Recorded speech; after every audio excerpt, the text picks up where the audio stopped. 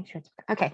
Hello, everyone. Thank you for being here today. I really appreciate your time, effort, and consideration for all the subjects we're learning. I myself am learning. I myself am going to be talking about Asian Americans. I'm going to be talking about model minority and substance use disorders. And we're just going to get into it. I always start my presentations with who I am, because one, I feel it's important to know who I am and who is the person that you're learning this information from. So hello, everyone. My name is Ruth Del Pino. I'm a prevention educator for the Mercer Council on Alcoholism and Drug Addiction. I'm the Mercer County Grant Coordinator. I have a Bachelor of Arts in Global Studies, Political Science, and American Studies. I'm certified to teach English as a foreign language, life skills training, and leadership. So all of those things help inform what I do here. So why this presentation? I always start off my presentations like this just so we understand the context. One, this is not to scare you. Two, this is to inform you. This is also not a parenting class. You are the best parent for your child. You know them the best. My perspective is shaped by my approach and by my learning experiences. So as a prevention educator, I will take any sort of thing that I learn, any sort of thing that I'm looking for, and then I will integrate it into my presentation as a prevention educator. This is an evidence-informed presentation as well as some evidence-based, meaning that evidence-informed any and all research that I do, I put in this presentation so that while we're going through it, if this is up on the YouTube channel, you can use the resources that I give in the description box below, and then you can copy and paste those resources and go through them with me as we go through this presentation together. This is also some evidence-based in that it is informed by the evidence-based programs that we do here at the Mercer Council. This is not limited to, but does include life skills training, Too Good for Drugs, footprints, and healthy outlooks, and those sorts of programs that are much more curriculum based. So I do have some disclaimers because while we're going through this, I really do want people to understand where I'm coming from and what this actually means for all of us as we're going through this presentation. One, I am not a full expert on the experiences of Asian American Pacific Islander people, but I do want to highlight challenges this community faces. That's the first thing. Second thing, all communities of color face unique challenges and discrimination based on where they are in society and where they are expected to be. So a lot of the time, communities of color do have certain expectations on how they should act, how they should interact with certain people and communities. So while we are going through this, we're going to keep that in mind, that this is the experience that is not necessarily unique to Asian Americans, but it is definitely something that is pervasive in their community. So we're going to be honoring that as we go through. Another thing, every experience is different, but these are shared sentiments when it comes to hatred and discrimination. Hatred and discrimination exists in all types of communities and in all types of communities of color. So while we're looking through this as well, to understand that this is one community of color that we are highlighting and that we are going to honor their experiences for. Another thing, and the last point that I want to make very clear, I will be amplifying the voices of the Asian community. I will not speak for them. Therefore, any and all opinions that I have will not be opinions. They will just be based on what other people use and how other people engage in the material of hatred and discrimination when it comes to AAPI populations. So now that that's out of the way, we're going to sort of get into the presentation. And once again, if you want to utilize any of this information or anything that I say or do or present, you can either put it in the chat box or look at this YouTube video later and then go through the resources with me as we go through this presentation. So here's some statistics for context, and I will be throwing numbers at you, so just bear with me as we sort of go through the baseline context for this presentation. Asian Americans specifically were the fastest growing population in the United States from the years 2000 to 2015. Meaning that the population grew by about 72%. And this also means that 6.7% of the United States population, which is about an estimated 22 million people, identify themselves as Asian American. Now, Asian American is obviously a blanket statement, but when we're talking about Asian American populations, Asian American means I identify as Asian American, not Chinese American, not Mongolian American, not Thai American, Asian American. So this is something that a lot of people identify as, but also understanding that this is just one word under the many plethora that exist under this population. Also, to understand that New Jersey, we as New Jerseyans have one of the highest populations of Asian Americans. So, as we do have one of the highest populations of Asian Americans, this is something that is prevalent to our youth today and is something that is prevalent in our communities as we do interact with people who are Asian American every day. Hate crimes during the pandemic have changed the way AAPI populations interact with their environment. So we are going to keep that in mind as we go through this presentation.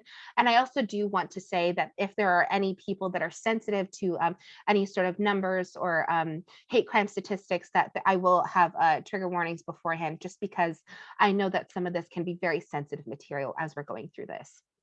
While we're also looking at the different sorts of populations that make up Asian American, what we also need to understand is what defines Asian American.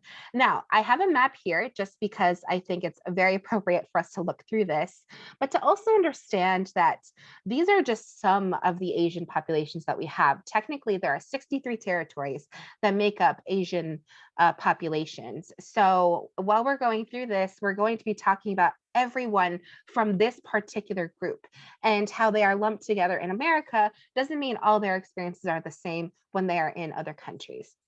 And to understand that when we are talking about Asian American, we're talking about people from Sri Lanka, Thailand, Malaysia, the Philippines, Japan, South Korea, Indonesia, China, Taiwan, Kuwait, Pakistan. All these places make up Asian American, meaning that when we are talking about people and things and places and how they interact with their environments, this is something we need to keep in mind, that because the United States counts them as Asian American, they're still part of this population, and they still may feel some of the ramifications of hate crimes and of the social stigma happening right now in the United States. So, as we are sort of moving into the present day challenges, which I think are really important for us to highlight, for us to also have a baseline on what that means when people and youth especially are interacting with their environment. Um, I do want to say, and I do want to address why present day challenges. And a lot of people are like, well, let's just look at the history. Well, if we talk about present day challenges, it shows us how youth right now could and will be coping with stress in their future, meaning that if they are coping with stress, there is a potential for mental health disorders and substance use disorders that we can mitigate right now. And out as there are mental health factors and substance use disorder factors, we can help mitigate those responses as of today, meaning that if they are feeling ramifications of something, then that point of intervention could be a lot earlier to make sure that anything that is needed could be needed right now. And while people are going through their trauma responses, I'm going to be showing some statistics on hate crimes just because we need to understand the context of this. And while we are going through this, here is just what it will be. So I'm going to be throwing numbers out there. This is a graph on the different numbers of hate crimes that existed. Once again, this is not an extensive list because this only lists 15 major cities in the United States. Obviously, there are more than 15 major cities, but this is something to keep of concern. In New York City, especially, anti-Asian hate crimes went up 833% from 2019 to 2020. In Los Angeles, 114%. In Philadelphia, 200%. San Jose, California, 150%.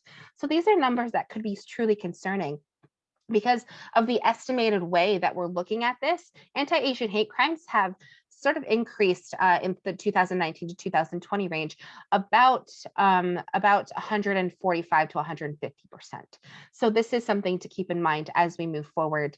The fact is that our climate and the pandemic and things like that really did shape how Asian Americans were able to exist in America, and how they are coping with this, and how they are realizing their own autonomy in environments like this, especially during a time where things are so controlled and we feel so out of control. Also, to understand that hate crimes in general are extremely underreported because there's one, association with a lot of shame. Two, there's also association with I could have done better.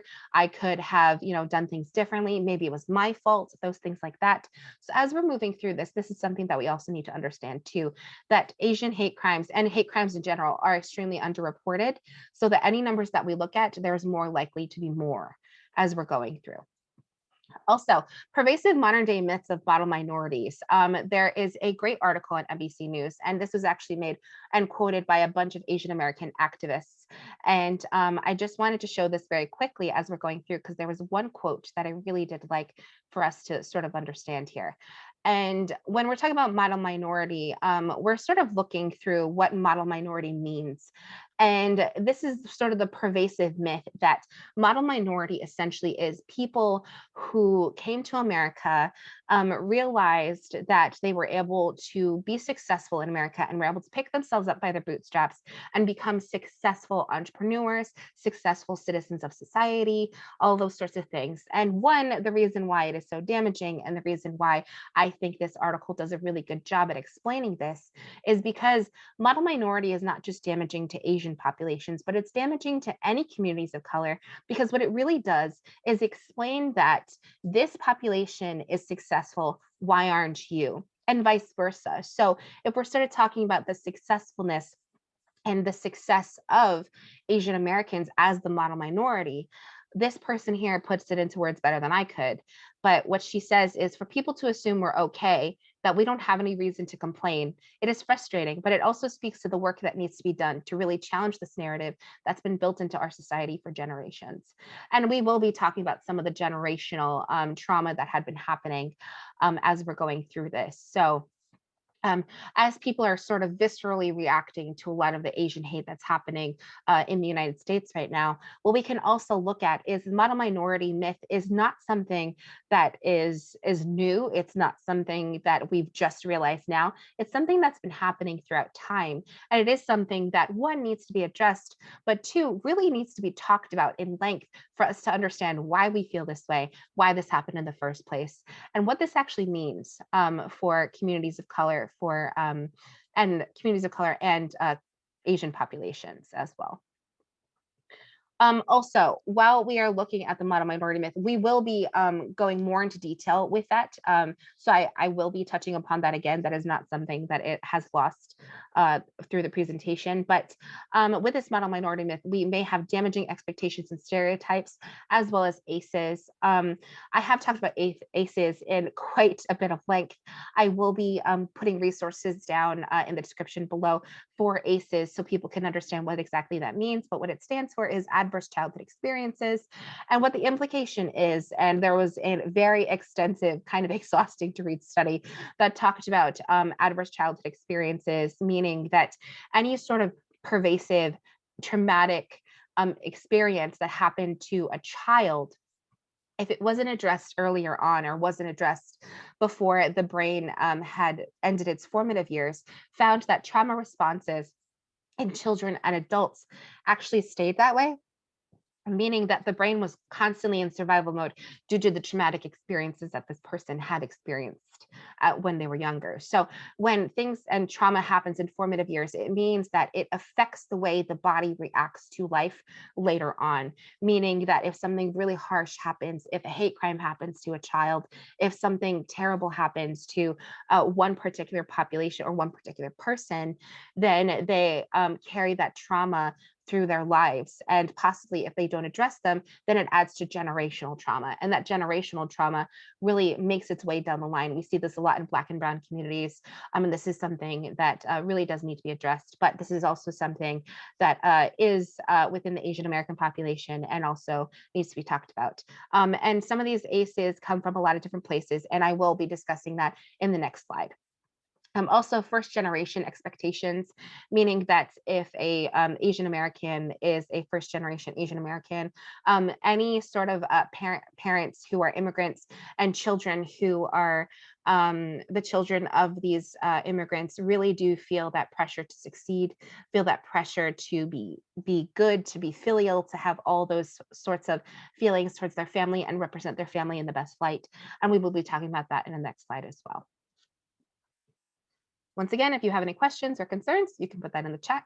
I also have a video that I will be showing, but before we talk about that, I just sort of want to define some things as we're going through this, because we may hear some terms that we're not necessarily familiar with. So one, obviously immigration is a term where a lot of people are very familiar with.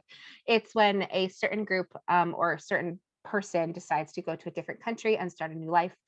Immigration can happen for a lot of reasons: work, health, economic, trauma, escaping, asylum, all those sorts of things. These are all things that happen for immigration, and people immigrate for a lot of different reasons. So those are all up to those people that are immigrating. But as we're going through this, what we do see in a lot of Asian American households is that there tends to be a lot of traditional family values, especially when it comes to the first generation. So there is something called saving face. And what I do want to talk about saving face is saving face is like saying that any sort of negative emotion that happens, any sort of thing that could be negative feeling, doesn't need to happen. So it's sort of like keeping peace in the house, keeping peace in the community, keeping peace in society, and making sure that whatever you do, even if you're uncomfortable, you're still making sure that you seem happy or that others are happy, so that there's no tension in the relationship, there's no tension in the community.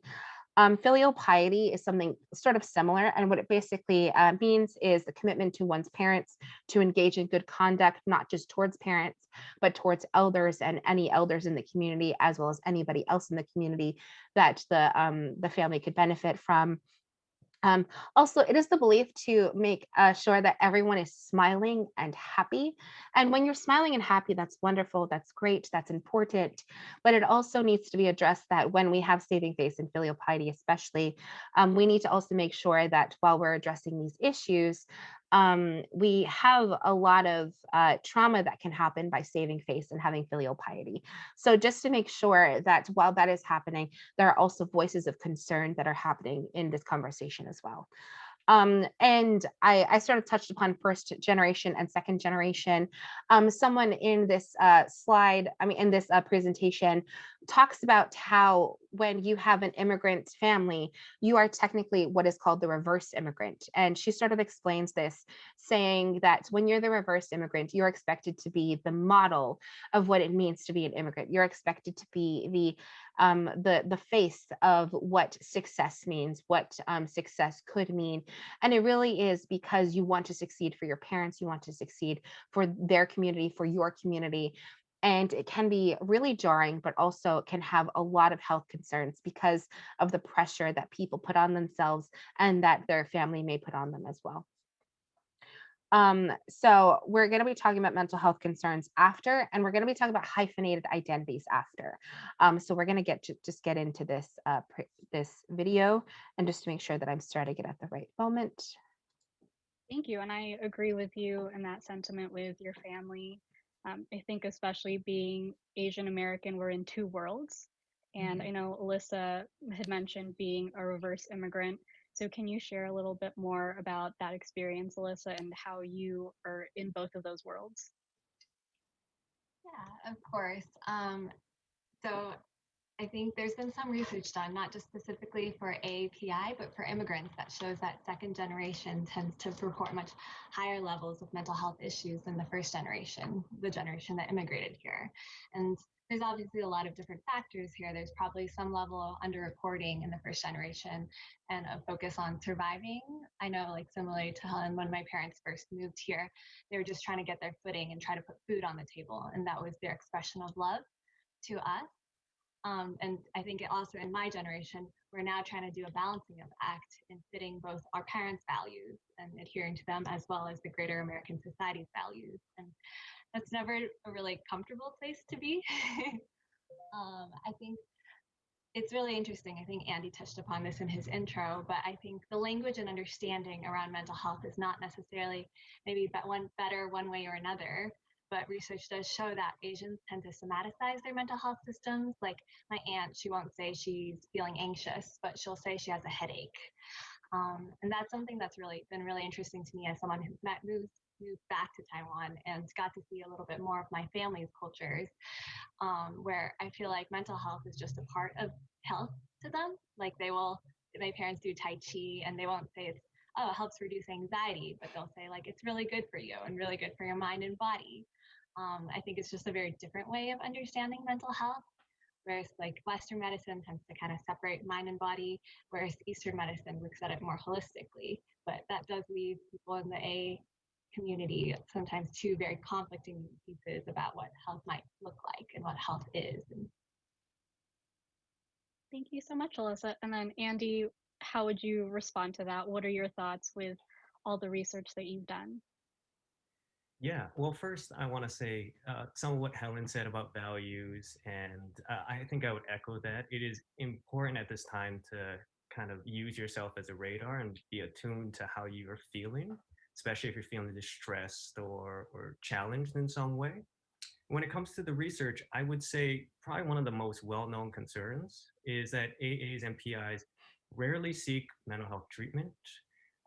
The data shows that AAPIs use mental health services about a third the rate of other racial groups. And when clients have come in to see me, I feel their sense of fear, there's a sense of shame and embarrassment because oftentimes there's a belief that mental health issues need to be taken care of in the home and that the family needs to do everything possible to make sure that mental health issues are treated. And so if you have to go outside of that scope, there's this sense that you have lost face, that the family might experience some social rejection. And that's a real big issue because 1 in 4 adults and I think 1 in 5 youth every year will have some type of mental health problem. And when that's left untreated, we find issues like depression, anxiety, alcohol, drug abuse, and then to me, a big concern are social, academic problems and suicide. AA youth, they commit suicide about 2 times the rate of the general population of students, and that's a huge concern. So every time I think about what is the main issue is that we need to break down the barriers that prevent AAs and PIs from just talking to each other, seeking out support, as opposed to seeing it as a sign of shame or weakness. Okay. So I like that presentation for a lot of reasons, but what I really like about it is that what they were talking about is that it's not necessarily because of the it's anything that comes with substance use disorders, anything that comes with mental health concerns, it really is the child's environment to make sure that the child is being nurtured, being cared for, and understanding what they are worth and things like that. So while we're going through this, it's not necessarily something that the family has done to the child. It may be something that society has done to the child at large. So that is sort of where I put in turn mental health concerns with hyphenated identities. But before we move on for that, I just want to make sure that everybody understands what saving face or lost face means. And that it also means honor, that you are bringing honor to your family, that you are bringing goodness to your family, that you're not rocking the boat. But being children of immigrants and things like that can add to layers of trauma, which means that it adds to the cognitive dissonance of having one reality that you can fit into, but maybe not another. So I myself am Peruvian American, Hispanic American. So when you are one thing and another thing, you have two worlds that you can navigate, but maybe you're not Hispanic enough or you're not Asian enough for the Asian community or Hispanic community, but you're not American for enough for one thing or the other. So that's actually where I think a lot of people who are people of color can really identify with that we have hyphenated identities, that we have one way to live and another way to live outside of our homes. So we're expected to be really one way for this one, but maybe we're not American for this one. So it's society, the way that it's society and the way that it socializes children and the way that we look at hyphenated identities that really adds an interesting layer, but also can be cause for concern if it is mental health that comes through. So I sort of also wanted to talk about the hyphenated identities because we have this cognitive dissonance, and there is this one particular definition that I wanted to look at very quickly, because hyphenated identities is not something new. Hyphen actually means a symbol used to divide a compound or a single word. And while we're looking at hyphen, meaning that are you dividing the Asian and the American, or are you putting them together to make sure that we are looking at the whole person and their identity? So there are a lot of people that feel a lot of different ways about this, but I also think that when you have hyphen, it really adds to the divisiveness of what communities can look like. And I do have a quote here that I wanted to read just because I feel like it's something that is really important for us to address. Walser is someone who is a political theorist, and he talks about hyphenated identities, and he's a political theorist that has written extensively on immigration studies in that area. So he sees the hyphen as a plus or an equal sign for a person's original descent that evokes toleration. He explains that the notion of deep diversity is not only about immigrant ethics, but also about racial minorities who also struggle with belonging in the United States. He reveals that the issues of identity, culture, and race are much more complex and varying, and history of racial and ethnic exclusions are undercutting the universalist stance. So while we're talking about you are an American, but also talking about if there's a hyphen there, then it can either, depending on the person, can act as a divide or act as a plus. So I'm American, but I'm Asian. Or you can say, I'm Asian American. So depending on the person, they can take that identity how they want, but to also understand that some people can be sensitive to those sorts of things as well. And some people are like, I'm just American, and that's okay too. But hyphenated identities, really a lot of the time, before we really started to celebrate diversity and culture, were meant to separate people from just saying you're American versus you're African American, you're American versus you're Jewish American. So those are some history points that we need to look through while we're doing that.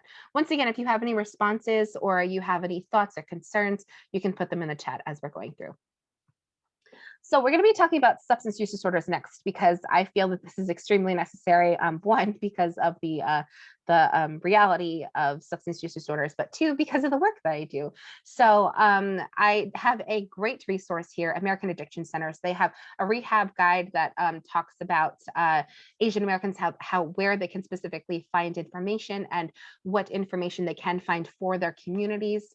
But they also talk about certain statistics, and I do want to throw the statistics out there, but to understand that these statistics aren't necessarily indicative of the plight of Asian Americans, and I'll explain after. So while they did a study, it was a 2018 National Survey on Drug Use and Health. 4.8% of Asian Americans have a substance use disorder compared to the general 7.4% population. 7.4% among the total population. 1.6% of Asian Americans had an illicit drug use disorder. This is almost half the rate of the total population. Asian Americans report lower rates of lifetime illicit drug use, 27.6% compared to Caucasian Americans, which have 54.5%. The rates of the past month of drug use were almost half than the regular, regular general American population. And alcohol use disorder is 3.8% compared to 14.17%, which is significantly lower than all other populations.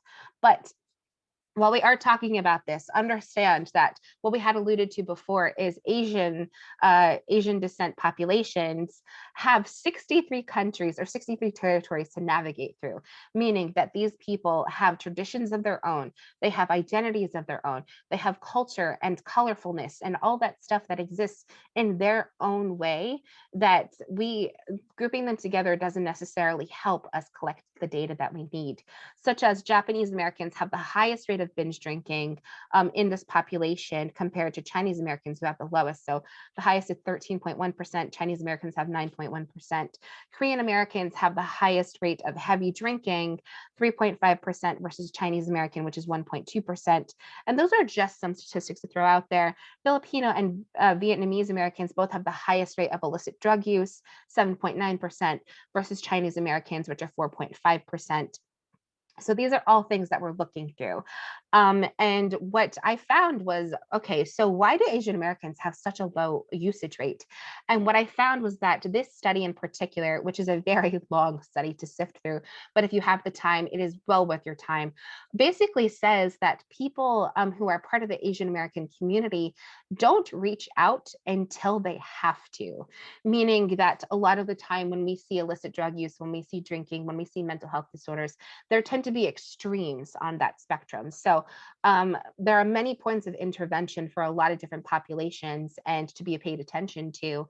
But when it comes to Asian American populations, Asian American and Pacific Islander populations, they reach out when it is at the point where they are almost completely homeless.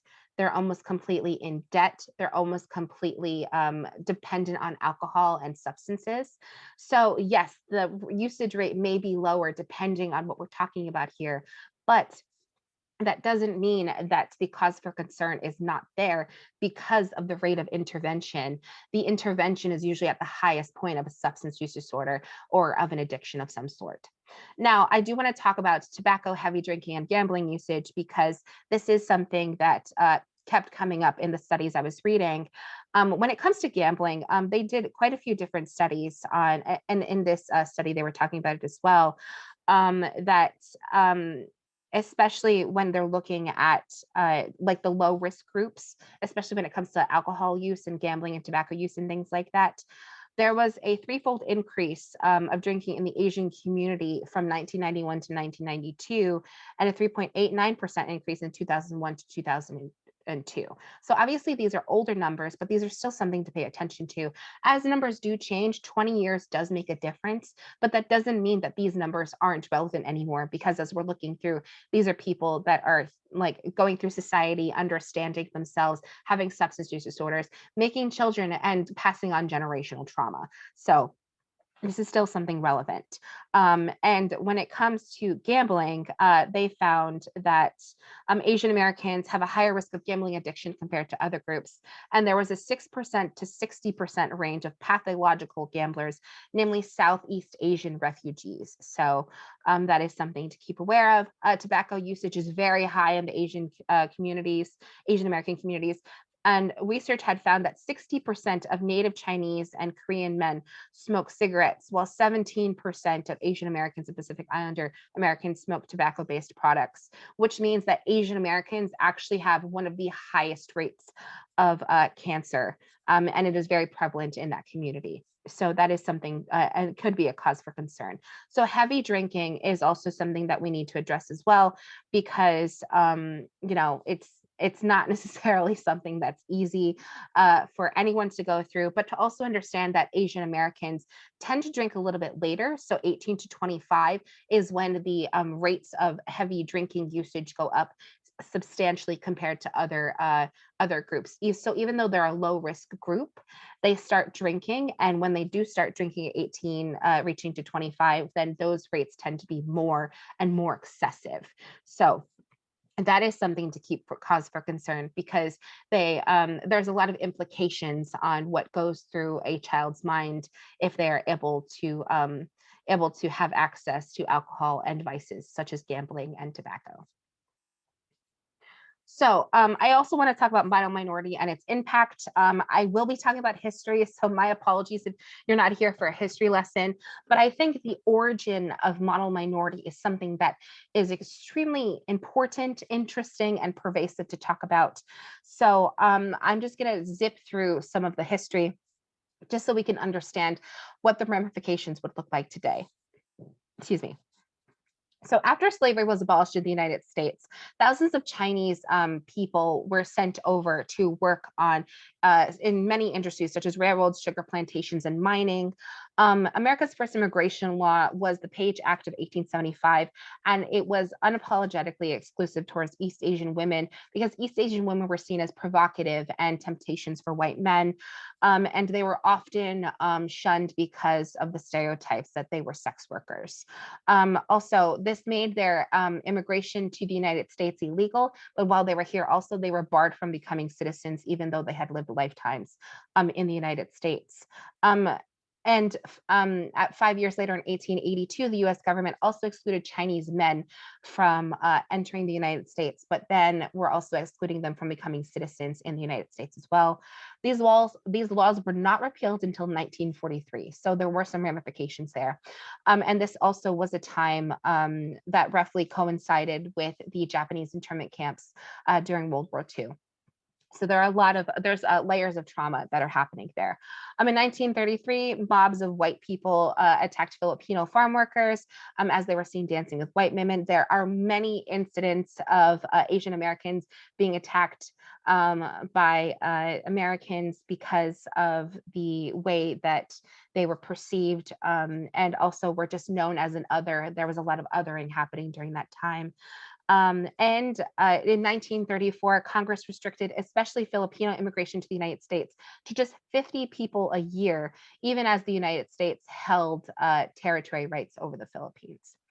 And military domination over the Philippines. So the basis of anti-Asian racism in Asia belongs it happens for a lot of generations, and for us to understand that pointing fingers at people who are other, pointing fingers at people who are entering a population is very convenient for whoever is living there because of the trouble saying you're taking away our jobs, you're taking away our land, you're taking away XYZ, whatever people feel they're entitled to. So to understand that while we're looking through this, a lot of Americans at that time, especially Americans who didn't have jobs, Americans who were spiteful, Americans who were looking for people to blame, looked towards Asians as an opportunity to pit communities of color against one another, saying that these Asian populations are they're very successful. So therefore, if they're able to pick themselves up by their bootstraps, then why can't you? And so therefore, there was an interesting elevation of Asian populations by a lot of white communities that were racist during that time.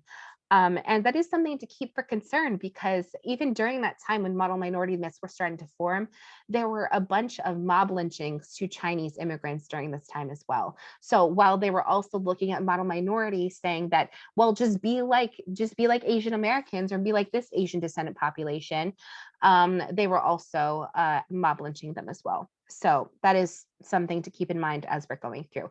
And there's a very interesting book and something that I found a very interesting read here. It's a model minority origins book, and it is very academic. There's a lot of big language in it, but if you are able to read it, I highly suggest it. So I am going to play this video now just because this person is 18 years old. She talks about the model minority and how it affected the way that she interacted with her environment, but also to understand that when she was interacting with her environment as an Asian American, she felt that she needed to be more American than Asian, especially when she was applying to colleges, looking at the types of friends she has, things like that. So we're going to go through this. For my 14th birthday, I received the video game Sims 3, which lets you create your own characters and control their lives. My 14-year-old self created the perfect little mainstream family, complete with a huge mansion and enormous swimming pool. I binge played the game for about 3 months and put it away and never really thought about it again until a few weeks ago when I came to a sudden realization. The family that I had custom designed was white. The character that I had designed for myself was white. Everyone I had designed was white. And the worst part was, this was by no means a conscious decision that I had made. Never once did I think to myself that I could actually make the characters look like me. Without even thinking, white had become my norm too.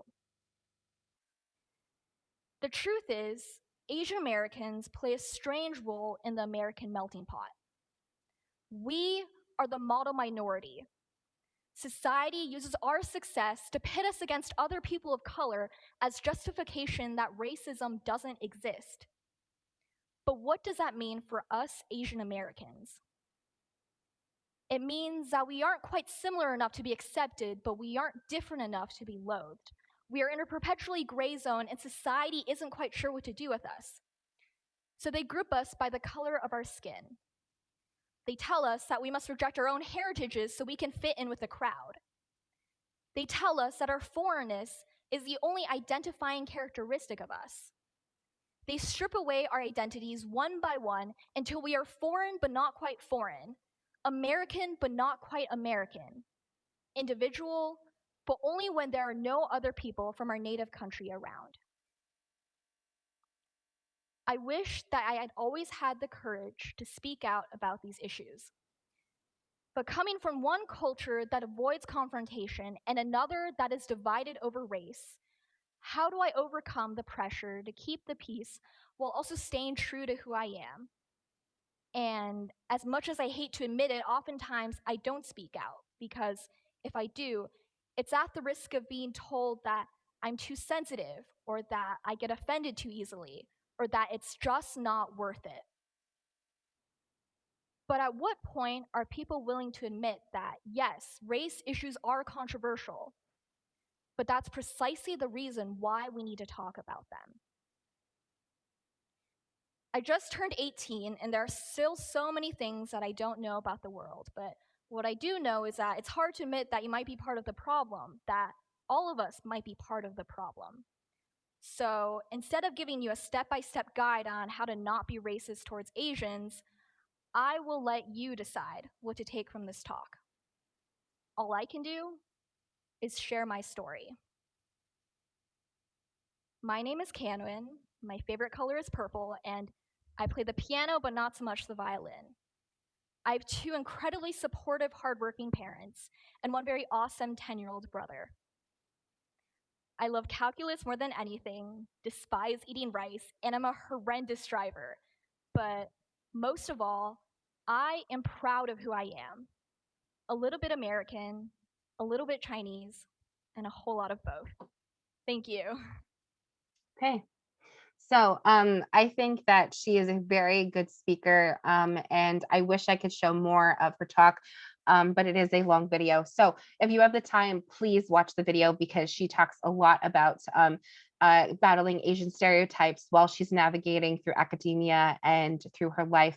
But what I found really interesting was that while we're talking about model minority, was that she felt that she had to strip herself of any Asianness or any Chineseness that she had in herself, especially when she was creating her Sims characters, which I found really interesting.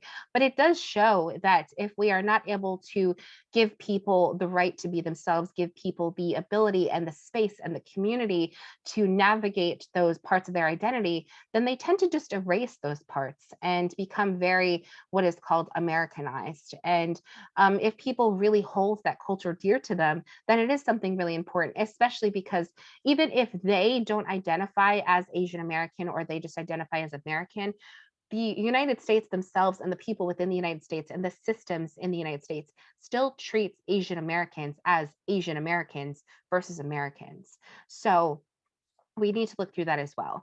And while we're on the subject, I did want to talk about incarceration rates for a second, just because I feel that we're talking about model minority, just to understand that any sort of person can end up in any sort of place. So as we're talking about incarceration rates, I have a video here that I'm not going to play, but I feel is very important to the conversation. So if you have the time, please check it out. It's a video on incarceration rates.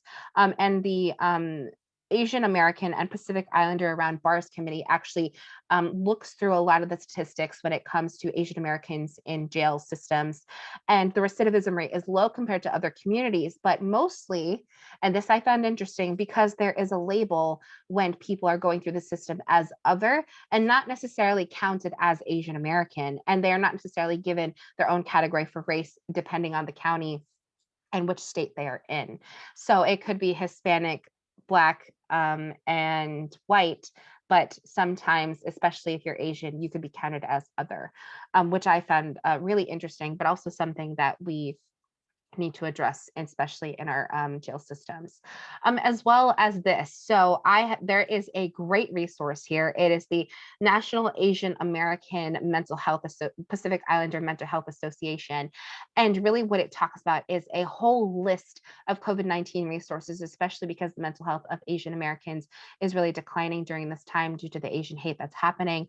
So a lot of people can look through these resources, understand what their community looks like, and also understand that they are not alone. They are here, they are heard, and that they have places to be in case they ever feel like they need to reach out to someone. So this is a great resource for any Asian American or any person of any youth that you feel could need it. It's just a really good resource in general. So as we're going through this, and we're going to wrap up our presentation in a second, how can we help? I get this question a lot for a lot of different reasons, and I have not covered nearly as much as I wanted to because the history of Asian Americans in America is so so complicated and interesting, but also something that really does need to be addressed.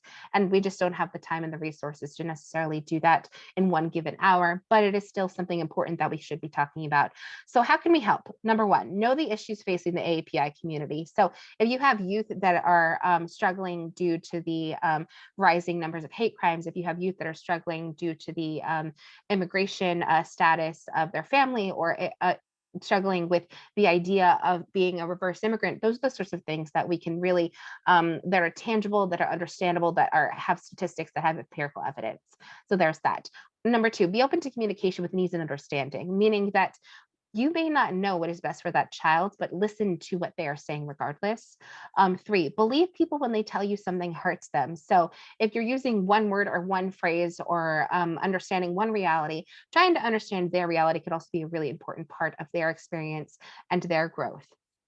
Number four, know the resources specific to the needs of the children you are around, meaning that if there is an AAPI community center, or if there are people around you that are really educated in AAPI history, understand that they are able to maybe talk to the child, sit down with them, understand what that means.